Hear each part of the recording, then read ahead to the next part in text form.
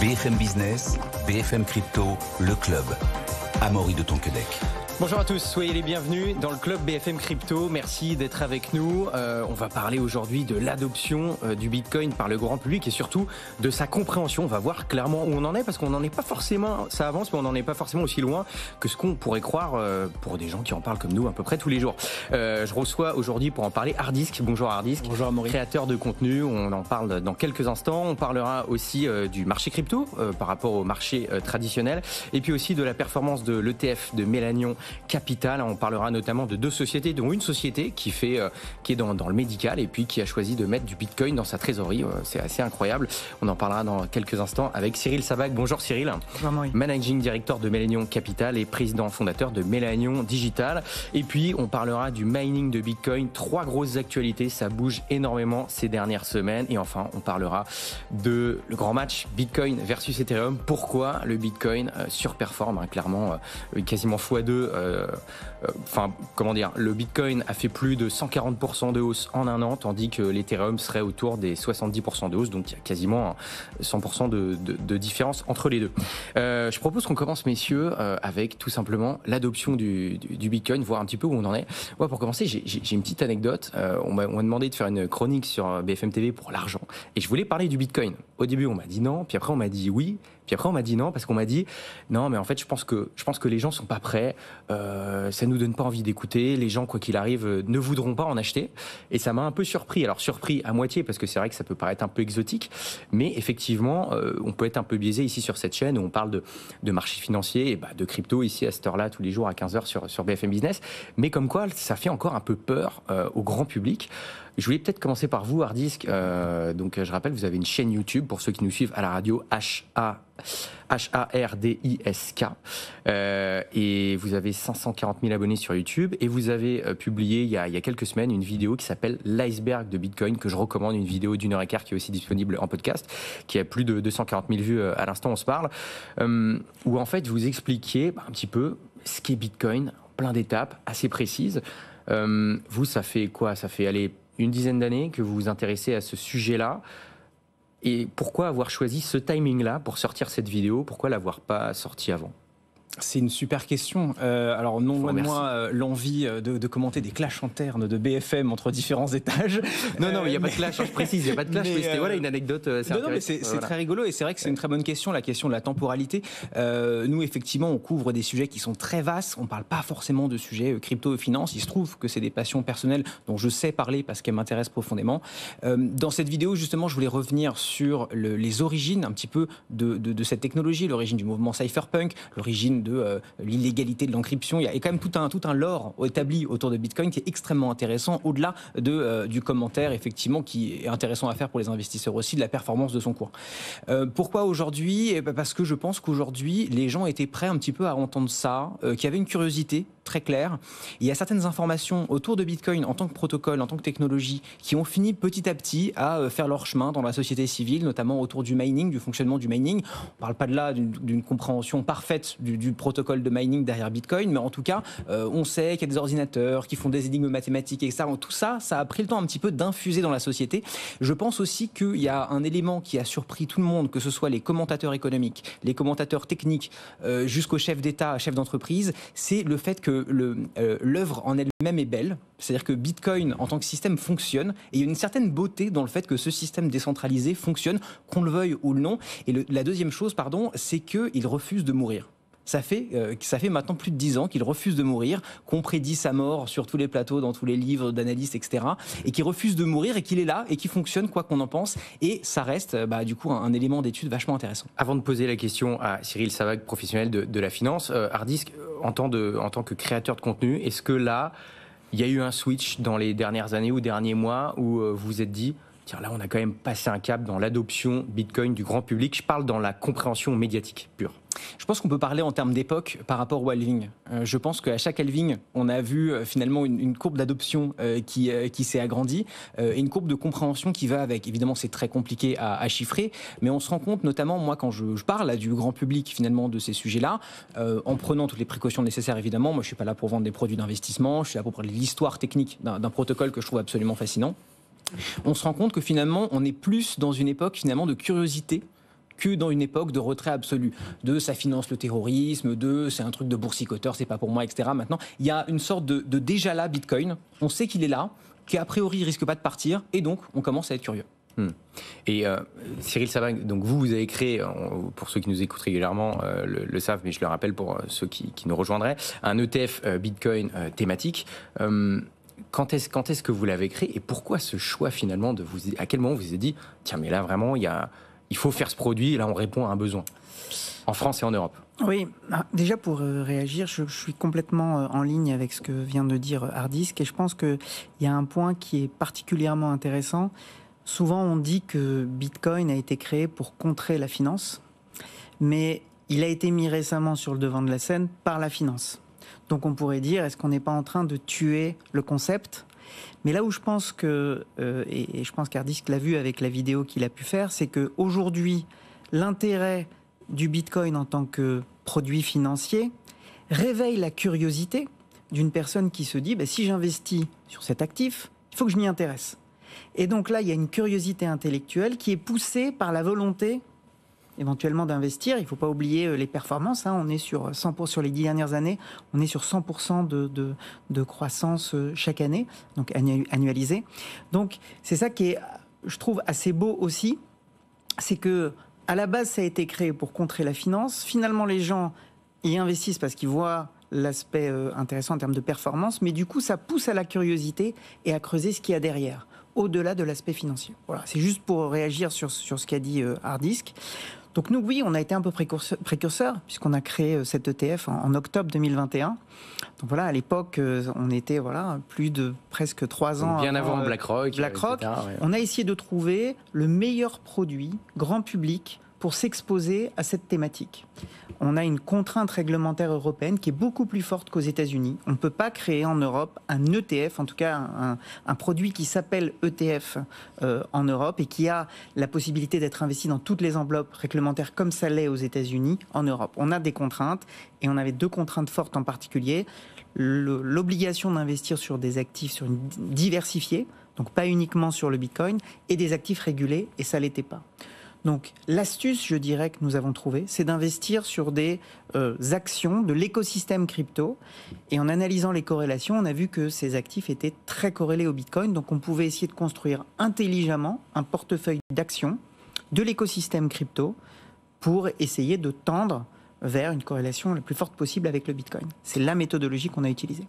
Et justement, pour vous, Cyril, un peu la même question que Hardisk il y a quelques instants, est-ce que récemment, dans les 3-4 dernières années, c'est quoi le moment côté pour un professionnel de la finance, on va dire, où il y a eu vraiment un game changer, où on a vu que on s'est dit là il se passe quelque chose dans l'institutionnalisation de Bitcoin, on fait vraiment un bond en avant. Ça a été très rapide. Finalement, le temps sur la crypto est un temps qui, en quelques années, équivaut à plusieurs dizaines d'années dans un environnement financier traditionnel. On était, entre guillemets, au plus bas en novembre 2022 avec FTX. Le vrai changement a été l'été 2023, quand BlackRock a annoncé qu'il souhaitait proposer un produit grand public sur le Bitcoin. Et là, ça a réveillé, entre guillemets, les consciences. Nous, à notre niveau, nous qui parlons aux institutionnels en France, je me suis rendu compte que j'avais pas d'oreille attentive avant l'été 2023, mais que bizarrement, quand BlackRock a commencé à dire « je m'y intéresse », les institutionnels, surtout autres que BlackRock, qui est le plus gros asset manager du monde, ont dit nous, on est un peu suiveurs, et là, j'avoue qu'on va commencer à s'y intéresser. Et l'accélération s'est faite début d'année 2024 avec l'acceptation de tous les ETF spot Bitcoin. Hardisk, vous de votre côté, donc il y a cette vidéo qui marche très bien, que je recommande encore une fois. Est-ce que le succès de cette vidéo, ça vous encourage en tant que créateur de contenu à vous dire moi j'ai envie de faire plus de contenu lié à Bitcoin, ou en tout cas à l'écosystème crypto? Mon audience, en tout cas, est prête à ça. En tout cas, ça montre que le grand public, au sens large, est prêt à écouter ces histoires et qu'il y a une curiosité pour ça. Clairement, moi, je m'intéresse à l'évolution des technologies au sens large. La courbe d'adoption de Bitcoin vient de dépasser, il y a quelques années maintenant déjà, le simple cercle des passionnés, des gens qui vraiment allaient s'intéresser, peut-être même des développeurs qui allaient s'intéresser à comment ça fonctionne, essayer de programmer quelque chose dessus, etc. On a quitté ce cercle-là. moi, j'ai été très impressionné notamment de la vitesse à laquelle, pour le coup, là, on quitte le monde du grand public et on rejoint un peu plus votre monde, à quel point la finance traditionnelle a finalement acquiescé et compris que de toute façon, Bitcoin fera avec ou sans la finance traditionnelle. Donc autant finalement qu'elles construisent des produits dessus, parce que Bitcoin ne leur demande pas l'autorisation. Ce qui est encore, on revient à la beauté du protocole. En tout cas, ce qui est certain, c'est que le grand public a beaucoup de questions et que ce ne sera pas un élément bloquant pour le futur si on a de belles histoires à raconter dans cet écosystème et ailleurs. Au-delà des professionnels de la finance, Cyril, il y a des sociétés en elles-mêmes qui eux, font des bons en avant. On va parler de 2 sociétés que vous avez dans votre ETF, justement. La première, le cas le plus intéressant, je trouve, aujourd'hui, c'est une société spécialisée dans le développement de technologies médicales qui s'est mise à intégrer du Bitcoin dans sa trésorerie. Est-ce que vous pouvez nous en dire plus ? Oui, alors déjà juste très rapidement en introduction, donc les sociétés qui sont dans notre ETF, on a des sociétés de minage, on a des sociétés autour de la technologie blockchain, on a des sociétés autour de la finance et de la crypto, et enfin des sociétés qui intègrent de la crypto dans leur trésorerie. Et là, cette société, donc Semler Scientific, c'est une société de technologie médicale, alors qu'il y a un produit spécialisé dans la détection des maladies vasculaires. Mais là, c'est pas ce qui nous intéresse. Eh bien, ils ont déclaré il y a quelques mois, en mai 2024, qu'ils commençaient à intégrer du Bitcoin dans leur trésorerie. Et pas qu'un peu, ils ont commencé avec 500 Bitcoins. Aujourd'hui, on est plutôt à 1000 Bitcoins, donc environ 65 millions de dollars. Donc, c'est pas négligeable. Et le PDG, en fait, a été interrogé et on lui a demandé pourquoi ce choix. Il a donné plusieurs raisons. La première raison, c'est le côté réserve de valeur. Donc, le fait qu'on pouvait avoir un actif rare, fini, un refuge contre l'inflation et l'instabilité économique. L'autre point, c'était la comparaison avec l'or, en parlant de résilience technologique, l'accessibilité, la sécurité, la facilité. C'était Michael Saylor en fait, la personne, c'est ça. Il a eu une source, il a eu une source d'inspiration. Et enfin, le dernier point, c'est l'acceptation, l'institutionnalisation. Donc là, on revient sur ce qu'on disait tout à l'heure vis-à-vis de BlackRock, la volonté, d'avoir un large public qui puisse adopter Bitcoin. Voilà. Et donc, cette société a converti sa trésorerie en Bitcoin. Bon, clairement. Hardisk, allez-y. Oui, non, mais il y a quelque chose que je trouve d'extrêmement intéressant sur ce sujet des sociétés qui utilisent Bitcoin comme actif préféré de réserve, parce que ça change totalement la façon dont ces entreprises vont voir le futur, leurs préférences temporelles, comme on l'appelle. Et c'est une question que j'ai aussi envie de vous retourner, c'est qu'aujourd'hui, pour faire très bref, une entreprise qui va utiliser du cash comme actif principal de réserve ou du cash équivalente de la dette d'État pour obtenir un rendement, va considérer que, comme le reste des investisseurs dans le monde, son rendement non risqué est de, je ne sais pas ce qu'est le taux actuel du bond américain, 3, 4, 5%. Qu'en est-il d'un monde où le taux non risqué est de 20% ? Et qu'est-ce que ça change sur le futur ? Parce que ça nous donne une lecture de l'avenir qui est radicalement différente à la façon dont ils ont de prévoir leur investissement futur aujourd'hui. Je pense déjà que ce taux non risqué doit toujours être corrigé de l'inflation. Donc en général, quand on a du taux non risqué de 20%, c'est qu'il y a une inflation derrière qui est importante. Sinon, les exemples qu'on peut avoir économiques et dans certains pays sont le cas. Donc en général, il faut voir un taux corrigé de l'inflation. Et comme les deux sont liés, on revient au point que j'ai donné et que le PDG avait pu donner dans son communiqué de presse, c'est-à-dire qu'on a un refuge contre l'inflation. On sort de ce schéma classique financier et avec Bitcoin, puisqu'on est sur un actif rare car fini, on n'a plus ce sujet-là.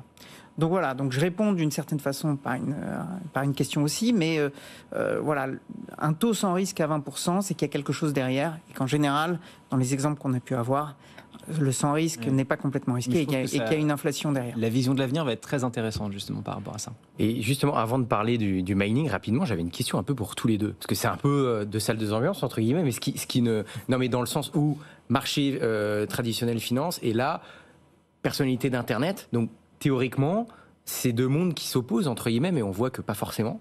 Et c'est quoi Hardisk, la différence de vision?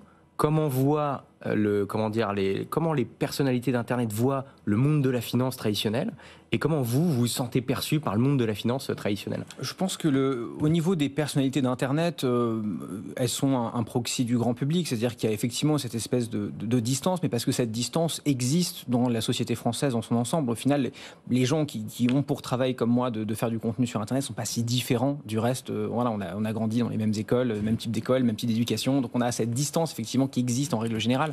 Maintenant, c'est vrai que on ressent parfois des curiosités, on ressent parfois, je pense notamment à certaines entreprises avec lesquelles on peut travailler, je pense à Trade Republic, ce genre de fintech, on sent finalement une appétence à travailler avec ces sponsors-là, à monter en compétences et à comprendre un peu ce qui se passe, parce que forcément, comme on va en parler, il faut monter en compétences.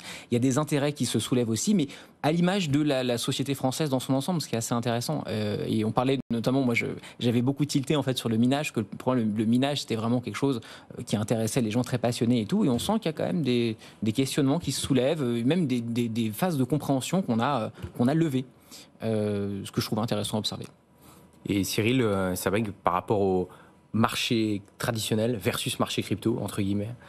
Oui, et pour rebondir sur ce que dit Hardis, je pense que le média qu'il utilise en termes de communication est un média vers lequel tout le monde financier traditionnel doit se tourner, puisque finalement les consommateurs de ces médias sont aussi les clients de ces structures. Donc on va observer, et on est en train d'observer, un vrai changement, parce qu'en fait c'est un changement générationnel, tout simplement. Donc les personnes qui détiennent ces conseillers en gestion privée ou des sociétés de gestion, et aujourd'hui doivent s'adapter à un public qui va être différent.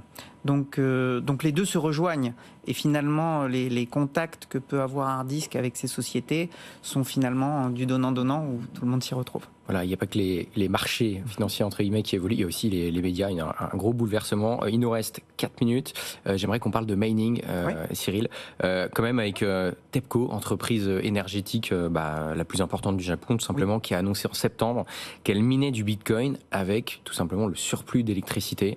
Est-ce que vous pouvez nous raconter rapidement ce qui s'est passé du côté du Japon? Oui, alors c'est le fameux cercle vertueux autour du mining et de l'énergie renouvelable, dont j'avais déjà parlé il y a quelques temps sur ce plateau.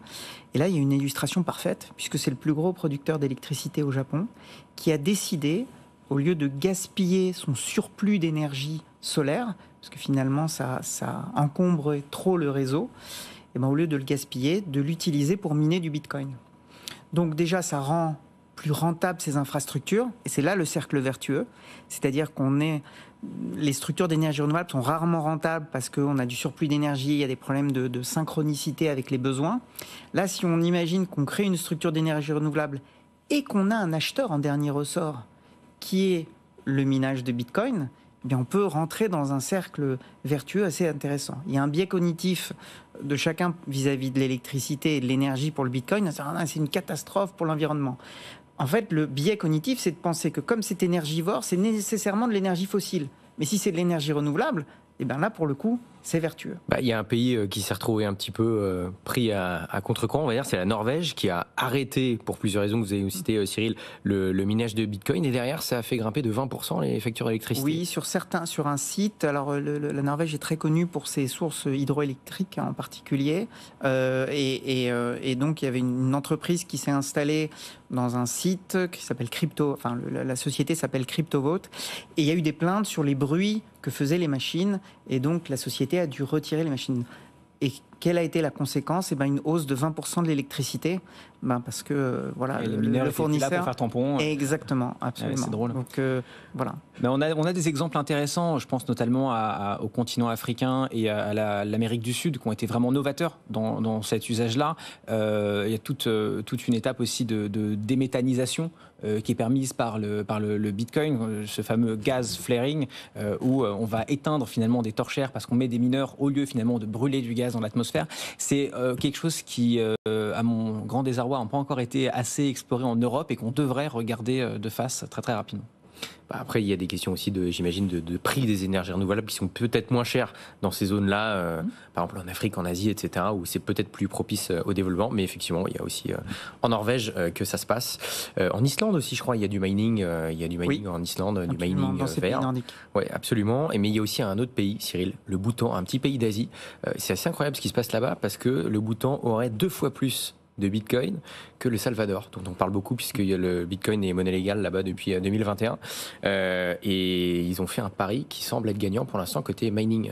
Oui, donc le Bhoutan, c'est un tout petit pays entre l'Inde et la Chine. Il y a moins d'1 million d'habitants. Et ils ont fait le choix depuis 2019 de miner du Bitcoin avec un surplus, pareil, d'hydroélectricité. Et aujourd'hui, donc c'est Arkham Intelligence qui a donné cette donnée, ils ont à peu près 750 millions de dollars de Bitcoin, ce qui représente 28% du PIB. C'est assez du pays. Donc c'est assez remarquable. Et il continue. Voilà, il y a une association il y a un partenariat qui a été fait avec Bitdeer, le mineur singapourien, et il continue à importer des machines pour continuer sur cette tendance. Voilà, donc le mining est au cœur de l'actualité. Ça se développe. Et pour finir, Hardisk, j'aimerais avoir un peu votre vision future de l'acceptation du Bitcoin, tout simplement. Comment est-ce que vous voyez les choses évoluer? Vous l'avez dit tout à l'heure, cette vidéo, vous ne l'auriez pas forcément sortie quelques années auparavant. Là, vous avez pu la faire, elle a bien marché, ça a été un succès. Comment est-ce que vous voyez évoluer les choses dans les mois et années qui viennent? Après, c'est toujours très compliqué de sortir la boule de cristal, comme vous disent nombre d'invités sur ce plateau. Non, moi je suis quelqu'un qui croit fortement aux fondamentaux macro de Bitcoin. Je pense qu'on va avoir une adoption assez explosive. Je le vois vraiment comme l'asset terminal, c'est-à-dire que l'asset sur lequel on va pouvoir baser tout un tas de choses dans le futur, émettre des obligations sur son réseau, faire tout un tas de choses. Donc je pense qu'on n'a pas encore vu le début de la vague d'adoption de Bitcoin par layer, que ce soit au niveau des individus, mais aussi des banques centrales et des entreprises, comme vous en êtes l'exemple. Cyril, j'imagine que vous êtes d'accord avec ça. Absolument. Nous, on est très axé Bitcoin. C'est super.